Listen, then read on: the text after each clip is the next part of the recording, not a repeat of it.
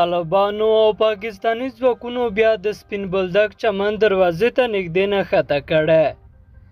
د نیوز پریس چینل لیدونکو السلام علیکم، ستړي مه شئ، پام وکړئ تازه خو ډېر مهم خبر ته.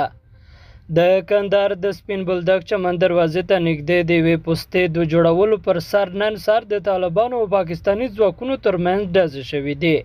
په سپین بولدک کې وضعي سرچینې ازادي راډیو ته ویل چې په دې پیښه کې مرګ ژوبله نه ده پیښه شوې او د سپین بولدک چمن دروازه هم د مسافرو پر مخ خلاصه ده.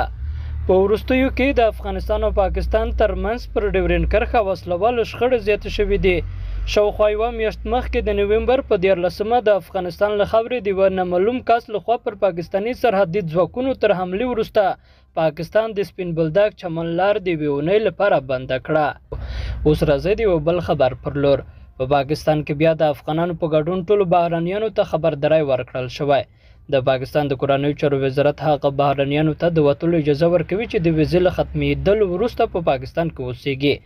په خیبر پښتونخوا ایالت پېښور کې استوګنه شمله مقصودي وایي 3 میاشتې وړاندې د پاکستان د حکومت لخوا ورته خبرداری ورکړل شوی و چې د ډسمبر تر 14مې دی یا خپل قانوني اسناد بشپړ کړي او یا د هیواد پرېږدي.